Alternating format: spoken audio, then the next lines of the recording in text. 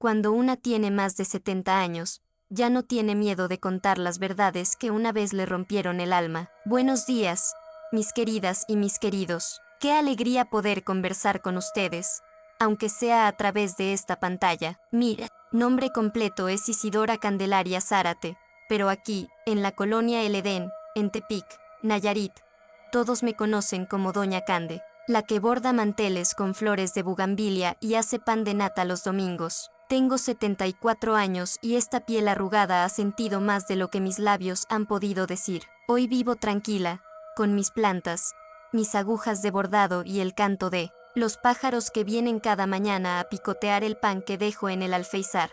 Tengo 3 hijos y 8 nietos que me visitan seguido, gracias a Dios. Y aunque ahora tengo paz, hubo un tiempo en que mi vida fue un laberinto sin salida, lleno de puertas cerradas y sombras largas. Hoy decidí abrir una de esas puertas, no porque me sobre el valor, sino porque ya no quiero seguir callando. Si esta historia llega a ti mientras tomas tu cafecito, o mientras lavas los trastes, o tal vez en la noche, cuando el silencio de la casa te hace compañía, quiero pedirte que me escuches, con el corazón abierto, no para juzgar, sino para acompañarme en este viaje hacia el pasado. ¿Por qué? ¿Sabes? A veces el pasado no nos suelta hasta que lo nombramos. Mi historia empieza en un lugar que ya no existe en los mapas, una ranchería llamada El Tepetate, a unas 2 horas al lomo de burro de Tepic, donde nací en el año 1951, bajo una luna que, según mi abuela Rosa, brillaba más que nunca esa noche. Mi madre, Sabina del Carmen, era partera, y mi padre, don Timoteo Zárate, era lo que hoy llamaríamos un hombre respetado, aunque en mi casa esa palabra tenía otro significado. Vivíamos en una casa de barro, con techo de lámina oxidada y un corral donde crecían más gallinas que esperanzas. Pero había algo en aquella infancia que parecía bueno, el aroma del café de olla, el canto de las chicharras y la risa de mi hermana menor, Clotilde, que siempre decía que yo tenía ojos de pájaro libre, pero la libertad no era algo que se cultivara en mi casa. No, en mi casa se cultivaba el miedo, y ese miedo tenía forma de libreta, una libreta vieja, de pasta negra, que mi padre llamaba el registro de la obediencia. Allí escribía, con una caligrafía perfecta, cada falta, que según él merecía castigo, desde una risa a deshoras hasta una mirada considerada altanera. Cada palabra que se salía de su guión era anotada con tinta azul y sentenciada con su cinturón de cuero. Tenía apenas 9 años cuando mi nombre apareció por primera vez en esa libreta, y esa tinta, que parecía tan inofensiva, se convirtió en el primer hilo de una telaraña que me atraparía por décadas. Hoy quiero contarte qué hizo esa libreta conmigo, cómo convirtió mi niñez en una jaula, cómo me robó los sueños y me obligó a convertirme en adulta cuando aún jugaba con muñecas de trapo. Pero también quiero contarte cómo logré romper esa telaraña, no con gritos, ni con venganza, sino con la fuerza silenciosa de una mujer que un día se cansó de tener miedo. Si esta historia te toca,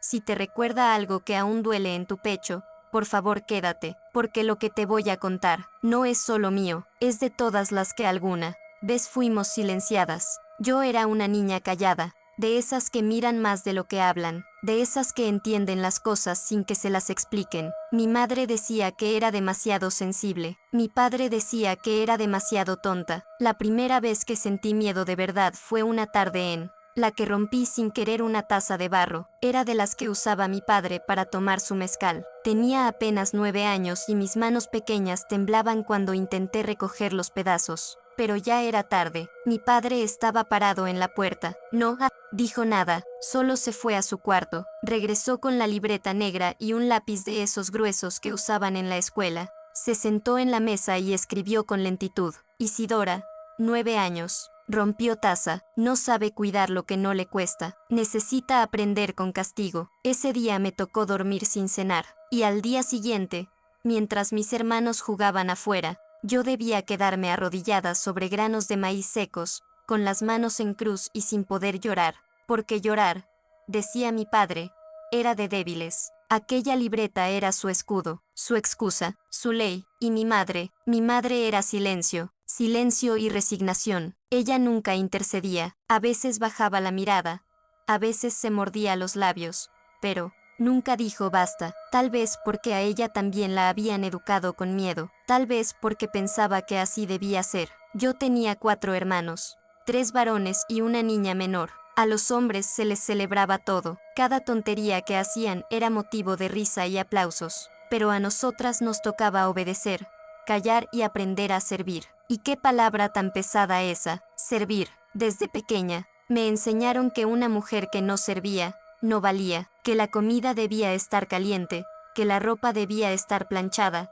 que la espalda debía estar recta, y que la boca bien cerrada. Pero yo tenía preguntas, yo tenía sueños, y aunque no me dejaban hablar, yo pensaba en cómo sería vivir en un lugar donde nadie me gritara, pensaba en cómo sería tener una cama solo para mí, sin miedo a que se abriera la puerta en la madrugada, pensaba en cómo sería tener un cuaderno propio, uno donde pudiera escribir yo mis sueños. Pero el único cuaderno que existía en mi casa era el suyo, el de mi padre, ese que usaba para escribir las razones por las cuales debía dolerme la vida. Y lo peor es que crecí creyendo que yo era la culpable de todo, que algo en mí estaba mal. Por eso, cuando cumplí 11 años y vi que la libreta ya tenía más de 40 anotaciones con mi nombre, entendí que yo no era una hija, era una lista de errores. Y eso duele más que cualquier golpe. En el tepetate, los días se parecían todos. El amanecer traía el canto de los gallos y el olor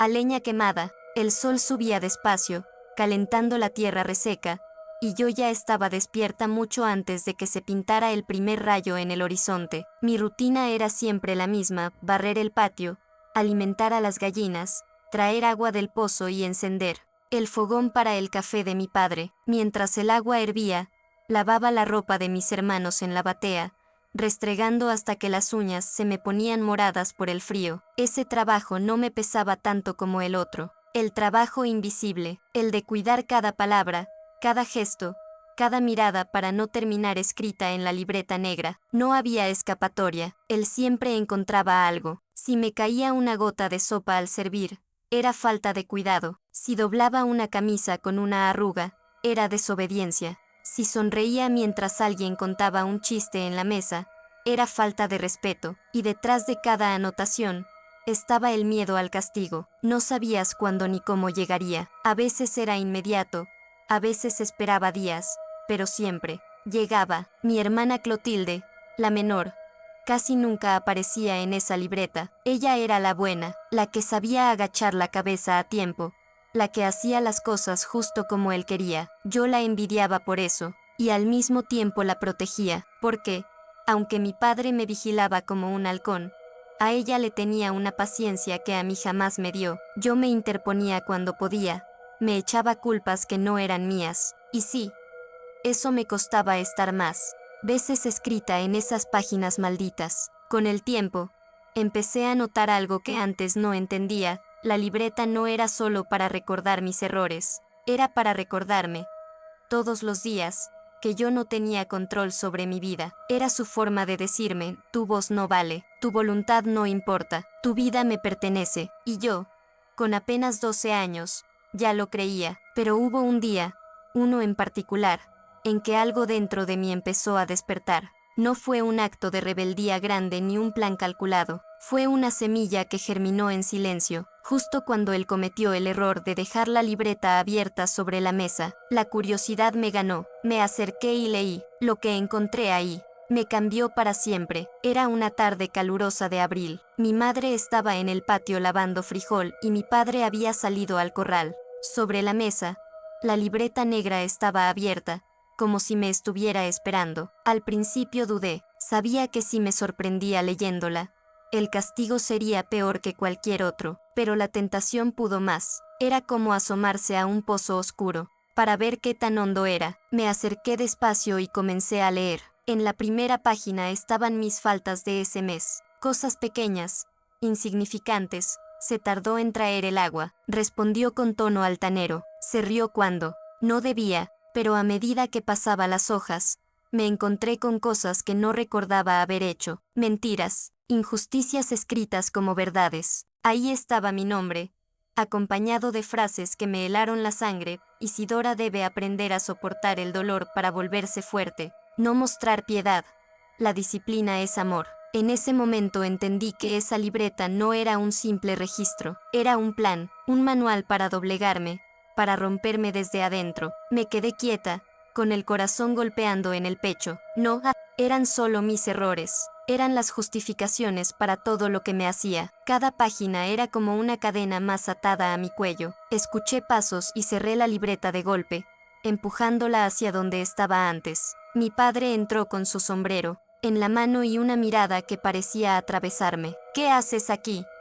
Isidora, nada, papá, murmuré, sintiendo el calor subir a mis mejillas. No sé si me creyó, pero desde ese día, algo cambió en mí, porque aunque seguía teniendo miedo, ahora también tenía certeza, la certeza de que todo aquello no era justicia, ni educación, era abuso, y si lo escribía como ley, yo tenía que encontrar la forma de borrarlo de mi vida. No sabía cómo ni cuándo, pero empecé a guardar dentro de mí un pequeño rincón que él no podía tocar, mi refugio secreto. Después de aquel día, la libreta negra ya no era solo un objeto que temía, era una evidencia, un enemigo con páginas. Seguí mi vida como si nada hubiera pasado. No podía mostrar que había leído lo que no debía, pero, dentro de mí, algo se encendió. Empecé a observar, a memorizar dónde la guardaba, cuando la abría, como mojaba la punta del lápiz antes de escribir. Anotaba en mi cabeza las fechas,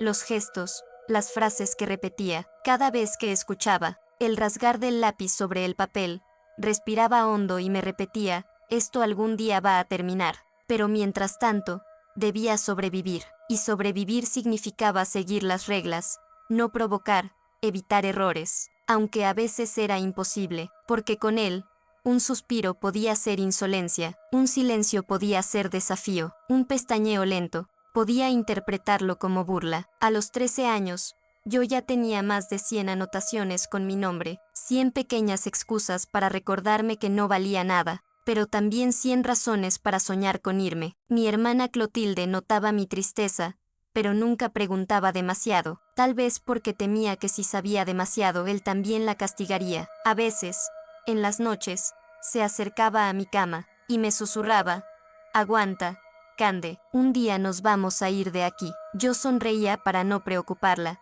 aunque por dentro dudaba, porque en el Tepetate, las mujeres no se iban, o se casaban con alguien del mismo pueblo, o pasaban su vida cuidando a los viejos. Y yo no quería ninguna de esas dos vidas. Fue entonces cuando empecé a guardar pequeñas cosas, una moneda que encontraba en el suelo, una aguja de coser que me regaló mi tía, un pedacito de tela bonita que sobró de un vestido. No eran objetos con valor, eran recordatorios de que podía tener algo mío, aunque fuera pequeño, aunque lo escondiera en una cajita de lata bajo las tablas de mi cama. Esa cajita era mi tesoro y mi promesa, la promesa de que, cuando llegara el momento, no me iría con las manos vacías. El momento en que mi esperanza tomó forma tuvo nombre y rostro. Se llamaba Doña Aurelia, una mujer que llegaba cada 15 días al pueblo con su burro cargado de telas, hilos y botones. Decían que era viuda y que vivía en Tepic, pero recorría los ranchos vendiendo de todo un poco. A mí me fascinaba verla. Tenía manos llenas de anillos, un sombrero de ala ancha y una risa que no pedía permiso para sonar.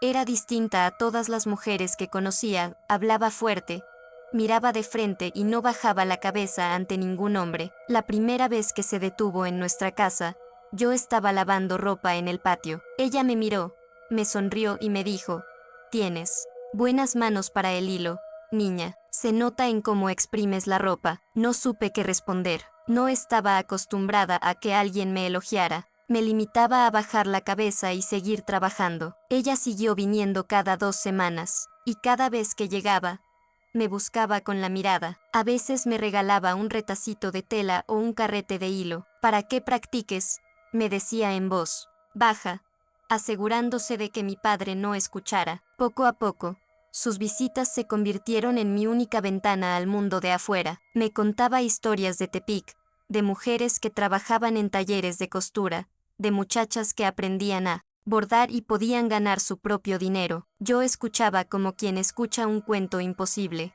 pero ella lo decía con tanta seguridad, con tanta vida en la voz, que empecé a creer que quizás no era tan imposible. Claro que mi padre no la veía con buenos ojos. Para él, una mujer que andaba sola por los caminos era una descarriada. Pero yo la veía como una puerta entreabierta en una pared donde antes solo había oscuridad. Y fue esa puerta la que, sin que ella lo supiera, empezó a enseñarme que el mundo no terminaba en el tepetate. Una tarde, mientras mi padre estaba en el corral y mi madre en la cocina, doña Aurelia llegó más temprano de lo habitual. Traía menos mercancía que otras veces y parecía apurada. Me llamó con un gesto para que me acercara a la parte trasera del burro, donde llevaba un costal cubierto con una manta. Mira, niña, me susurró, tengo un taller en Tepic. No es mío, pero la dueña siempre busca manos que sepan coser o bordar. Pagan poco, pero suficiente para empezar una vida. Sentí que el corazón se me salía por la boca. Nunca antes alguien me había hablado así, de una vida fuera de aquí. Yo no sé bordar tan bonito. Atiné a decir, eso se aprende. Lo que importa es que tengas ganas, me respondió, con esa mirada que parecía ver más allá de mi miedo. Me contó que en el taller vivían muchachas de otros pueblos, que compartían un cuarto, trabajaban juntas y podían ahorrar para un día tener algo propio. Cada palabra suya era como un hilo más tejiendo una ilusión dentro de mí, pero la realidad me golpeó rápido. Mi padre no me dejaría ir, le dije, casi en un susurro. Doña Aurelia me miró fijo, como midiendo mis fuerzas. Hay caminos que no se piden, se toman, respondió con calma. No te estoy diciendo que lo hagas ahora, solo guarda esto en tu corazón. Si algún día decides irte, yo puedo ayudarte. Y entonces sacó de su costal un pequeño estuche de madera. Dentro había unas agujas finas y un dedal de metal. Para ti, empieza a practicar. Nadie puede quitarte lo que aprendes. Me lo entregó como quien entrega una llave, y aunque no lo sabía entonces, ese día empezó mi plan, muy escondido, muy silencioso, pero vivo. Esa noche escondí el estuche de agujas y el dedal en mi cajita de lata, junto a mis otros pequeños tesoros. Cada vez que lo abría, sentía que guardaba no solo objetos, sino un pedazo de mi futuro. Empecé a practicar en secreto. Cortaba pedacitos de costales viejos y,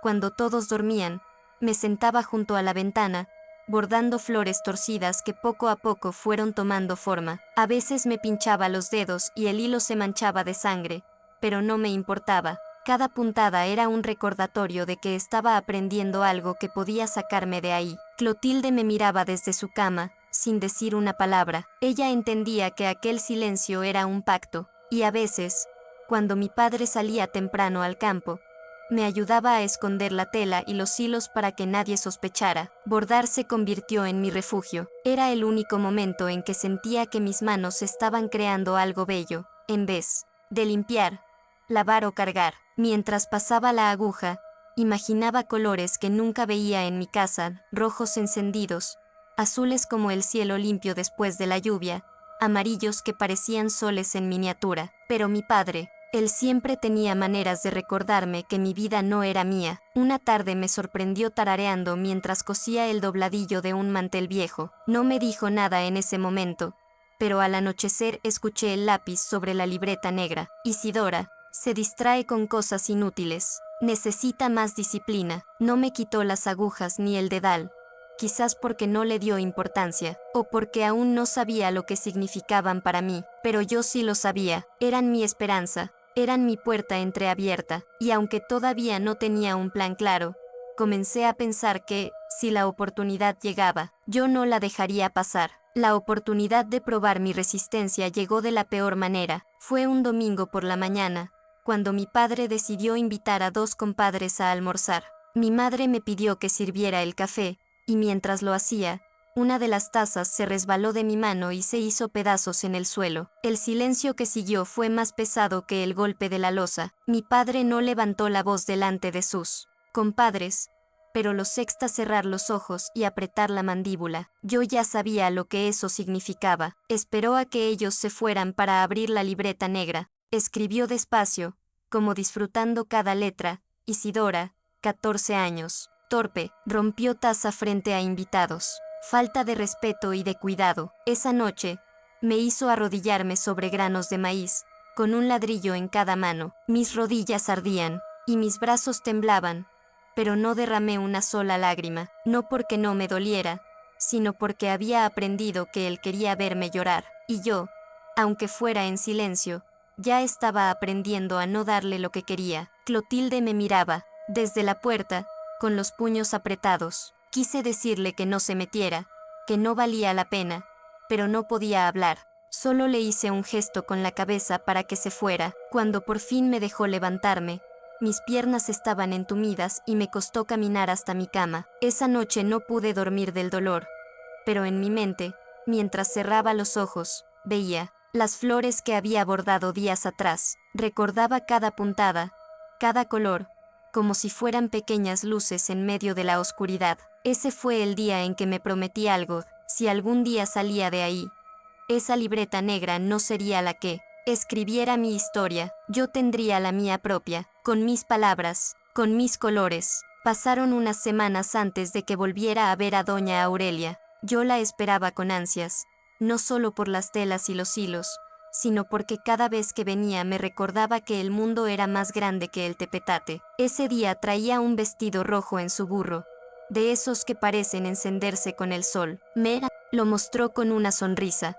Lo hice para una muchacha que se va a casar en Tepic, me dijo. Allá tendrá una vida distinta. Me quedé mirando el vestido como si fuera una promesa. Ella notó mi expresión y, bajando la voz, me soltó: Cande, no tienes que esperar toda la vida para irte. Hay un camión que pasa por el camino principal los martes y los viernes al amanecer. Si alguna vez decides subirte, yo puedo esperarte en la terminal de Tepic. Sentí un nudo en la garganta. La idea de irme me asustaba tanto como me atraía. Pero, ¿y si me encuentran?, pregunté casi sin voz. Doña Aurelia me miró fija. Peor es quedarse donde una se marchita. Sus palabras me golpearon hondo. Esa noche, mientras trataba de dormir, las repetía en mi cabeza una y otra vez. No podía dejar de pensar en el vestido rojo, en la vida que había más allá de las colinas, en la posibilidad de no tener que escuchar nunca más el rasgar del lápiz sobre la libreta negra. Fue también esa noche cuando, por primera vez, me imaginé caminando hacia la libertad con mi cajita de lata en las manos y sin mirar atrás. Desde esa conversación con doña Aurelia, algo cambió en mí. Ya no solo soñaba con irme, ahora empezaba a prepararme. Cada vez que mi padre me mandaba al molino, guardaba una moneda de las vueltas. Eran centavos, pero yo sabía que, poco a poco, se haría un peso, y luego otro. Los escondía en mi cajita de lata, envueltos en un retazo de tela para que no hicieran ruido. También empecé a separar algunas cosas que podrían servirme: una muda de ropa, un pañuelo para cubrirme la cabeza, y las agujas con el dedal que me había regalado doña Aurelia. Nada que llamara la atención si alguien revisaba mis cosas. Bordaba cada vez que podía, porque ella me había dicho que en Tepic, con buenas manos, siempre habría trabajo. Mis flores ya no eran torcidas, eran firmes, llenas de color, como si cada puntada fuera un pedazo de mi esperanza cosido en la tela. Clotilde comenzó a sospechar. Una noche me preguntó en voz baja, mientras nos tapábamos con la misma cobija: ¿piensas irte, Cande? No lo sé, le mentí, aunque por dentro la respuesta ya estaba escrita. No quería ponerla en peligro, pero tampoco podía prometer que me quedaría, porque cada día que pasaba, cada anotación nueva en la libreta negra, me recordaba que mi vida ahí no era vida. Y una mañana, mientras barría el patio, escuché a mi padre decirle a mi madre: esta muchacha ya está en edad de casarse, voy a buscarle un buen compromiso. Ese buen compromiso fue la chispa final. Sabía que si no me iba pronto, nunca más tendría la oportunidad. 2 días después, escuché el nombre. Mi padre hablaba con un vecino en la entrada de la casa, y yo, desde la cocina, alcancé a oírlo: Don Pascual tiene tierras y no hijos. Quiere una muchacha que le cuide la casa. Sentí que la sangre me helaba. Don Pascual, un hombre de casi 60 años, con manos ásperas y una mirada que siempre me hacía sentir incómoda. Desde niña evitaba quedarme a solas con él, pero en un pueblo como el nuestro, esas incomodidades se callaban. Esa noche casi no dormí. El sonido de la libreta negra al cerrarse en la mesa resonaba en mi cabeza, como si me recordara que mi destino ya estaba escrito, pero por primera vez me di cuenta de que podía arrancar esas páginas. Me levanté antes del amanecer y salí al patio. El aire frío me hizo despertar del todo. Miré hacia las colinas, imaginando el camino que llevaba al cruce donde pasaba el camión a Tepic. El martes estaba a solo 5 días. Esa sería mi fecha. Pasé las horas siguientes reforzando mi plan en silencio, guardar un poco más de dinero, preparar la muda de ropa sin que nadie lo notara, memorizar el trayecto hasta el camino principal. No podía dejar huellas, no podía levantar sospechas. Doña Aurelia llegaría el lunes al pueblo, y yo sabía que ese sería el momento de avisarle. No me pregunté qué pasaría después, no pensaba en los riesgos ni en el miedo, solo repetía en mi mente, como un rezo nuevo: el martes me voy, el martes me voy. El lunes amaneció pesado, como si el cielo supiera que algo estaba por pasar. Me levanté más temprano de lo habitual y me ocupé de todas mis tareas antes de que el sol estuviera alto. No quería que mi padre tuviera motivos para anotarme nada en la libreta ese día. Pasé la mañana revisando mentalmente mi plan, mientras mis manos lavaban, barrían y cocinaban casi en automático. Mi corazón golpeaba fuerte con solo pensar en el momento de ver a doña Aurelia. A media tarde, escuché el sonido de las herraduras en el camino de tierra. Corrí al portón con la excusa de traer agua del pozo, y ahí estaba ella, con su burro, su sombrero ancho y esa sonrisa que parecía conocer todos mis secretos. Se detuvo junto a mí y fingió mostrarme un pedazo de encaje.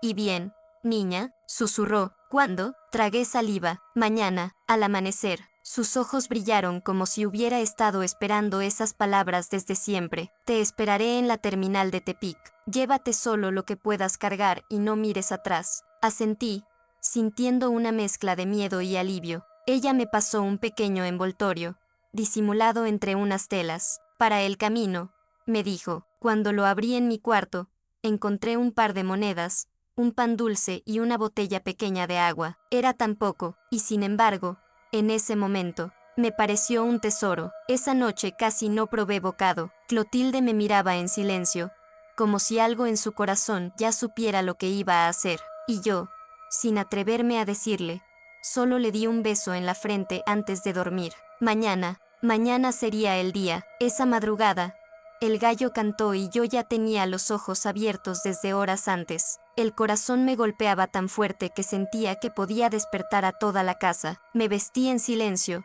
con la ropa más sencilla que tenía, una blusa de algodón, mi falda azul y el rebozo viejo que me cubría los hombros. En mi cajita de lata guardé las monedas, el pañuelo, las agujas con el dedal, y lo envolví todo en un pedazo de manta para que no sonara. El aire estaba frío y olía a tierra húmeda. Mi madre aún dormía, y de mi padre solo escuchaba el ronquido grave que venía del cuarto. Clotilde, con los ojos medio abiertos, me miró desde su cama. No dijo nada, pero sus labios se movieron para formar un V. Caminé hasta la puerta de la cocina y la abrí despacio, cuidando que no chirriara. El silencio del patio era distinto al de otros días. Ese silencio que uno siente cuando está a punto de cruzar una línea que no tiene regreso. Crucé el corral, pasé junto al pozo y tomé el camino de tierra que llevaba a la vereda principal. El cielo apenas empezaba a aclarar, con un tono gris azulado,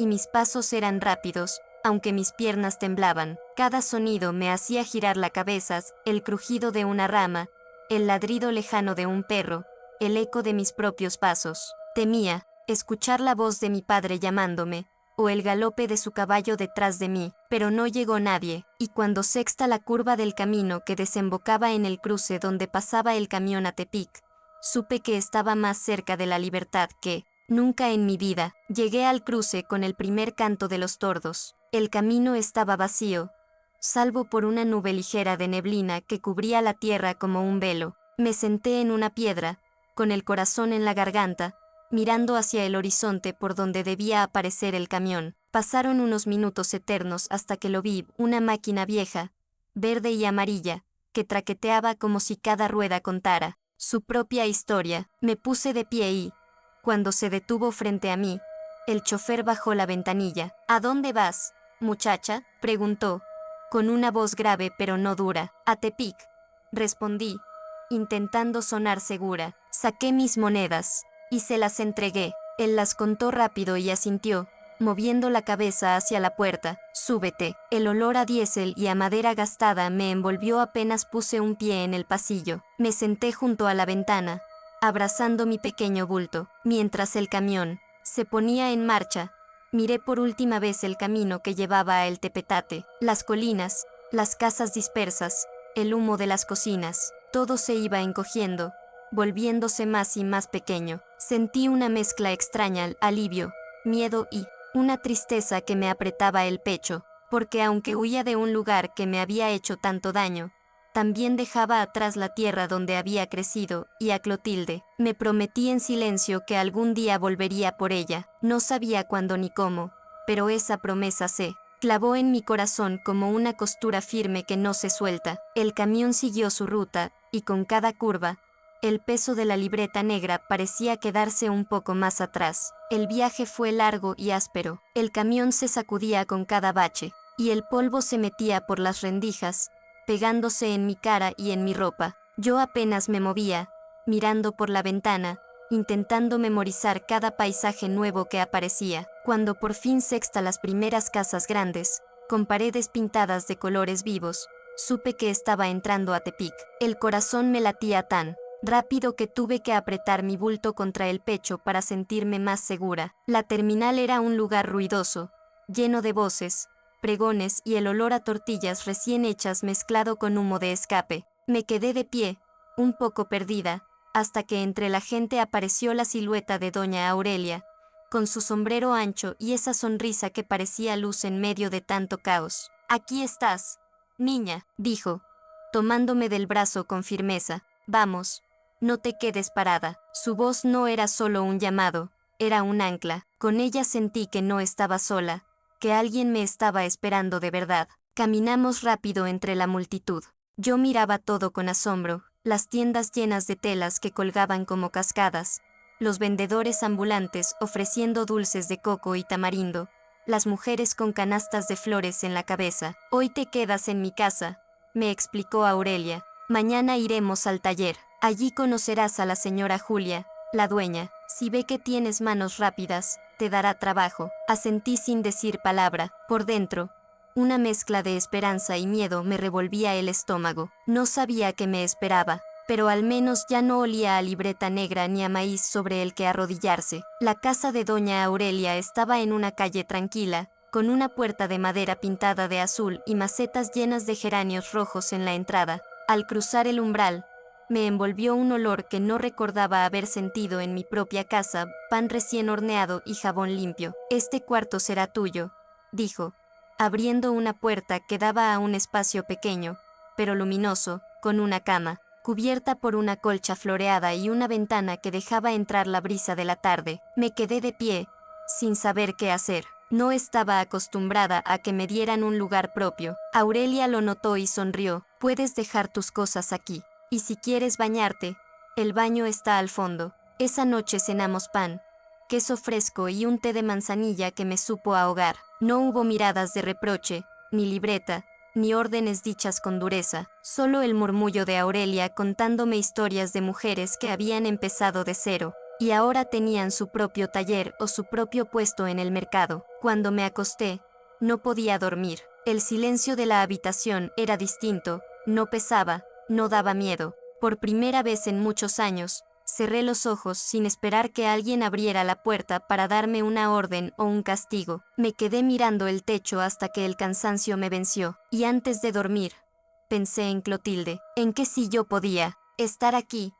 tal vez algún día ella también podría. A la mañana siguiente, Aurelia me despertó temprano. «Vamos, niña, hoy vas a conocer el lugar donde tus manos pueden ganarse la vida», dijo con esa voz firme pero dulce que me daba seguridad. El taller quedaba a unas calles. Desde afuera se escuchaba el zumbido de las máquinas de coser y el golpeteo suave de las tijeras contra la mesa. Cuando entramos, un olor a tela nueva y a almidón me envolvió. Había 6 mujeres trabajando, cada una concentrada en su labor. Unas cortaban, otras cosían, otras planchaban. En medio de ellas estaba la señora Julia, una mujer de cabello canoso recogido en un chongo, con un metro colgando del cuello. ¿Esta es la muchacha?, preguntó, mirando a Aurelia. Sí, se llama Isidora, pero le dicen Cande. Tiene manos rápidas y quiere aprender, respondió Aurelia con orgullo. La señora Julia me miró de arriba a abajo, sin dureza pero con atención. A ver, siéntate aquí, haz unas puntadas rectas, dijo, señalando una máquina libre. Mis manos temblaban un poco, pero en cuanto el pedal se movió, sentí la misma calma que cuando bordaba junto a la ventana de mi casa en el tepetate. La aguja subía y bajaba, y yo me perdía en el sonido constante, en la línea perfecta que se formaba sobre la tela. Cuando terminé, la señora Julia asintió. Tienes buen pulso, empiezas mañana. No pude evitar sonreír.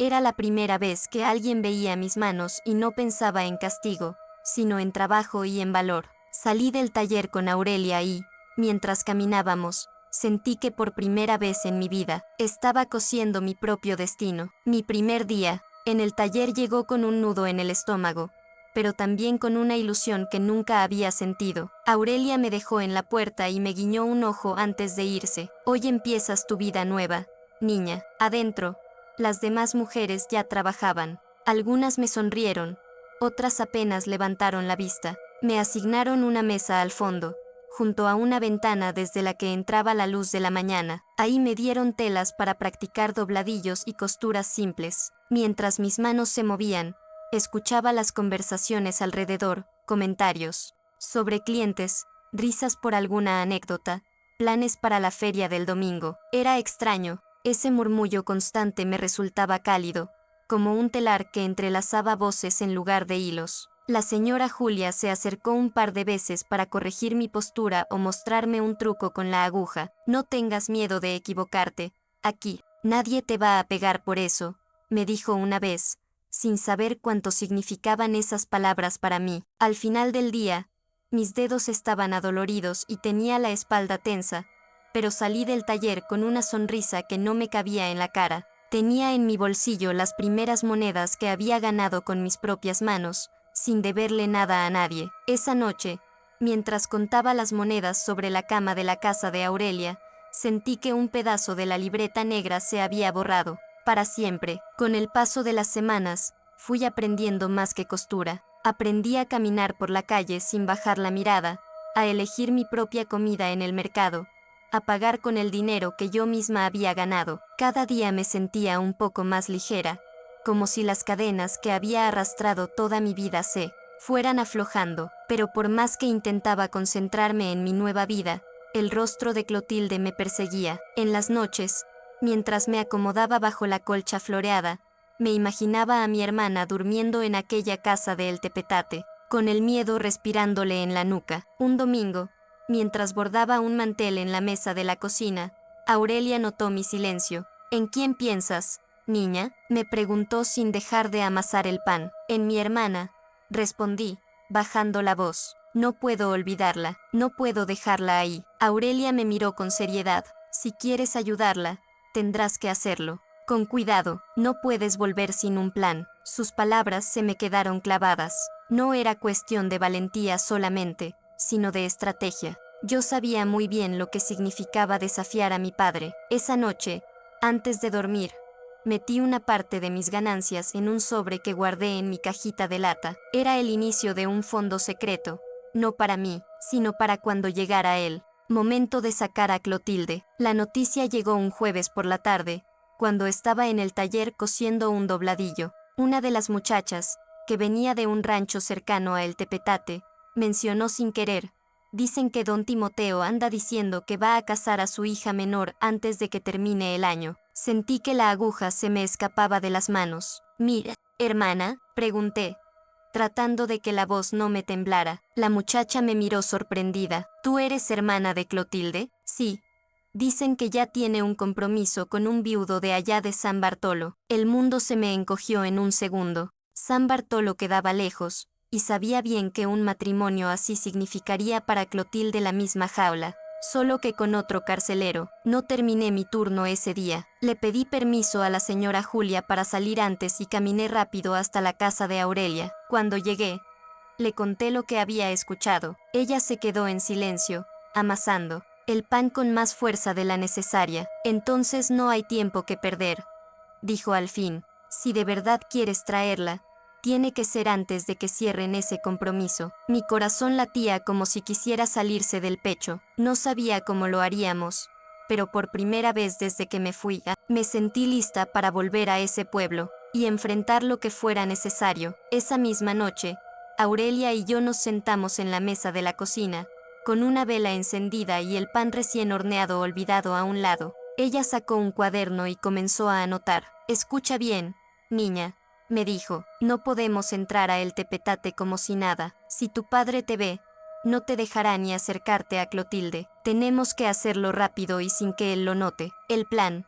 era simple en papel, pero arriesgado en la realidad. Iríamos un domingo al amanecer, cuando la mayoría estuviera en misa o todavía dormido. Aurelia dejaría su burro en la entrada del pueblo, y yo entraría sola por la parte trasera, por el camino de los magueyes, hasta llegar a la casa. Tienes que hablar con tu hermana antes, me advirtió. Asegúrate de que quiera irse. No, puedes obligarla. Asentí, aunque por dentro estaba casi segura de que Clotilde no dudaría. Ella había sido mi única aliada en esa casa, y conocía bien el peso de la libreta negra. Pasamos el resto de la noche afinando detalles que llevaríamos, cómo nos comunicaríamos si algo salía mal, y dónde nos reuniríamos antes de tomar el camino de regreso a Tepic. Cuando me fui a dormir, el miedo estaba ahí, sí, pero no era el mismo miedo de antes. Esta vez era un miedo que caminaba junto con la esperanza. El domingo llegó antes de que me diera cuenta. Aurelia y yo salimos de Tepic cuando el cielo aún estaba oscuro, con el burro cargado solo con unas mantas y una canasta vacía, para no levantar sospechas. El camino hacia el Tepetate se me hizo eterno. Cada curva me traía recuerdos que no quería, pero que se colaban igual: el olor del maíz tostado en el fogón, el sonido del lápiz sobre la libreta negra, la voz seca de mi padre llamándome por mi nombre completo. Cuando por fin sexta las primeras casas de adobe, el estómago se me encogió. Me bajé del burro y seguimos a pie hasta el punto acordado. Aurelia se quedó allí, a la sombra de unos magueyes. Recuerdan, rápido y sin mirar atrás, me dijo, sujetándome la mano con fuerza. Respiré hondo y avancé por la vereda trasera, la misma que usaba de niña para ir al pozo. Los sonidos eran los mismos de siempre: gallos cantando, perros ladrando a lo lejos, el murmullo del viento entre los árboles. Pero esta vez, cada paso que daba no me llevaba a una vida de obediencia, sino a rescatar a la única persona que me quedaba de verdad en ese lugar. Al doblar la esquina de la casa, la vi. Clotilde estaba en el patio, colgando ropa. Cuando me miró, sus ojos se abrieron como si hubiera visto un fantasma. Cande, susurró, dejando caer la sábana que tenía en las manos. Corrí hacia ella antes de que pudiera reaccionar.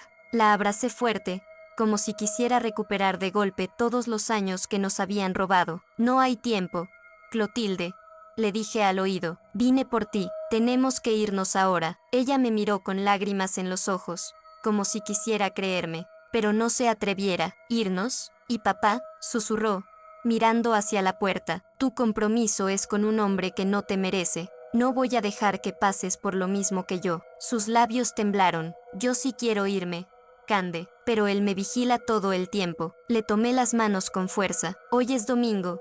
Está en la plaza con sus compadres. Aurelia nos espera en el camino de los magueyes. Solo toma lo necesario y vamos. Clotilde miró alrededor, nerviosa. Entró corriendo a la casa y volvió con una bolsita de manta. Aquí tengo un cambio de ropa y unas monedas que he guardado. La tomé del brazo. No mires atrás, le pedí, repitiendo las mismas palabras que Aurelia me había dicho a mí. Salimos por la parte trasera, con el corazón latiendo al mismo ritmo, los pasos apresurados y el miedo respirándonos en la nuca. Cada metro que avanzábamos nos parecía un kilómetro, pero cuando vi a Aurelia esperándonos, supe que estábamos más cerca de la libertad que nunca. Apenas pusimos un pie en el camino ancho, sentí que podía respirar un poco más. pero esa sensación duró solo unos segundos. Clotilde, la voz de mi padre retumbó detrás de nosotras como un trueno. Nos congelamos. Yo giré despacio, y lo vi venir a grandes pasos, con el rostro encendido y los puños apretados. A cada zancada, el suelo parecía temblar. No te atrevas a dar un paso más, gruñó, señalándome como si fuera una intrusa en su territorio. Aurelia se adelantó, poniéndose entre él y nosotras. Don Timoteo, la muchacha ya es grande, tiene derecho a decidir, dijo, con una calma que yo no tenía. Usted no se meta, le gritó él.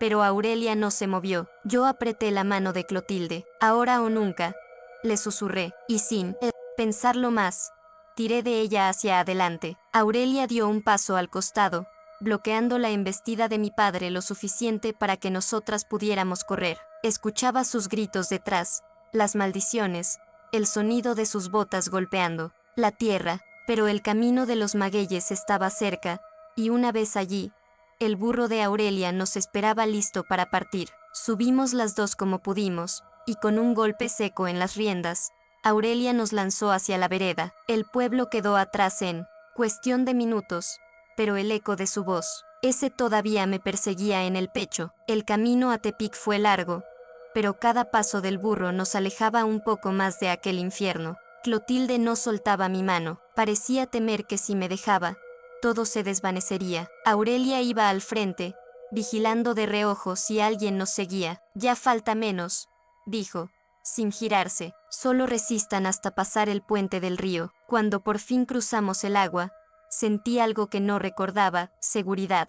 No era que el peligro hubiera desaparecido, pero había una distancia nueva entre nosotras y la voz de mi padre. Al llegar al taller, las muchachas dejaron lo que estaban haciendo para abrazarnos. Clotilde miraba todo como si fuera otro mundo. Las paredes pintadas de colores, las risas, el olor a pan caliente que venía de la cocina de Aurelia. Esa noche, mientras ella dormía en una cama limpia, la observé en silencio. Su respiración era tranquila, como la de alguien que, por primera vez, no teme que lo despierten con gritos. Me prometí que, así como Aurelia me había salvado a mí, yo protegería a mi hermana de todo lo que viniera, porque había aprendido algo importante: la sangre no siempre te une, pero la lealtad, esa sí te salva la vida. Los días siguientes fueron como aprender a caminar de nuevo. Clotilde se levantaba temprano, ayudaba en el taller y poco a poco su mirada dejaba de estar siempre fija en el suelo. Aurelia le enseñó a coser fundas, y yo le mostré cómo amasar el pan que luego vendíamos en la plaza.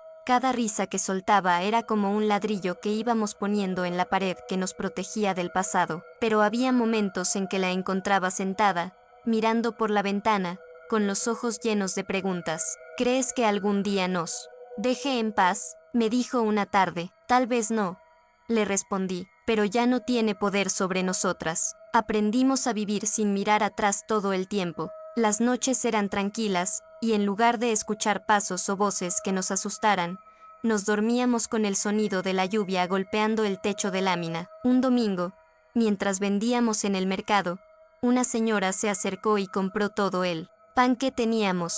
Es para una reunión en mi casa, nos dijo. Gente como ustedes necesita apoyo para seguir adelante. Ese día entendí que nuestro futuro no estaba escrito en ninguna libreta negra, sino en nuestras propias manos. Era un jueves por la tarde cuando Aurelia llegó del mercado con el ceño fruncido. Cande, necesito hablar contigo a solas, me dijo, mientras Clotilde terminaba de doblar unas telas. Salimos al patio. Aurelia respiró hondo antes de soltarlo.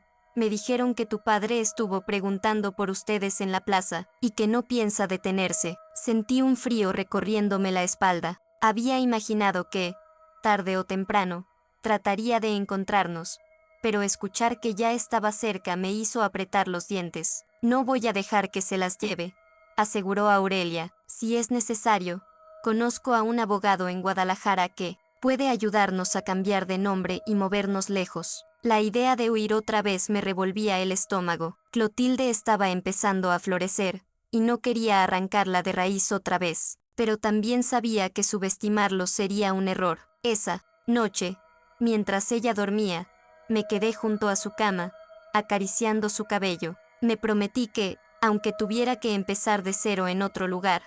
Lo haría 1000 veces si eso significaba que ella seguiría sonriendo, porque ya no éramos las niñas que él moldeó a su antojo, éramos mujeres con un nuevo destino, y no pensaba dejar que nadie lo escribiera por nosotras. Al amanecer, me senté con Aurelia y Clotilde alrededor de la mesa. Tenemos que decidir hoy, les dije, o nos quedamos y enfrentamos lo que venga, o partimos antes de que él llegue. Clotilde bajó la mirada. Yo no quiero huir toda la vida, Cande, pero tampoco quiero volver a vivir con miedo. Aurelia nos observó en silencio antes de hablar. La fuerza no siempre está en quedarse a pelear.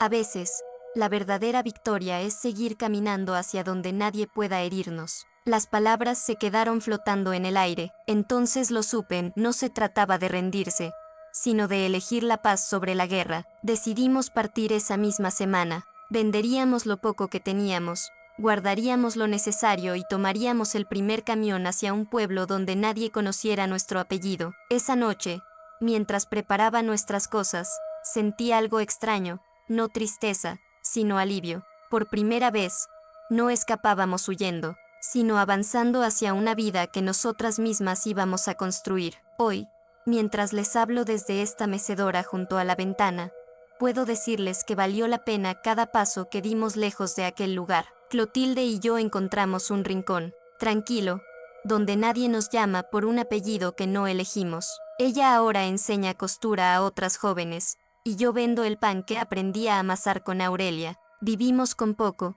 pero vivimos libres. Y eso, mis queridos, no tiene precio. A veces me preguntan si guardo rencor. La verdad, no, porque entendí que cargar odio es seguir llevando en el alma a quien nos hizo daño. Yo prefiero cargar esperanza. Si algo quiero que se lleven de mi historia, es esto: no importa de dónde vengas ni cuánto te hayan roto, siempre puedes elegir hacia dónde caminar. Y en ese camino, encontrarás personas que te tenderán la mano cuando más lo necesites. Yo encontré a Aurelia, Clotilde me encontró a mí, y juntas, nos encontramos a nosotras mismas. Gracias por escucharme, y si alguna vez sienten que ya no pueden más, recuerden que la salida existe, aunque al principio parezca invisible.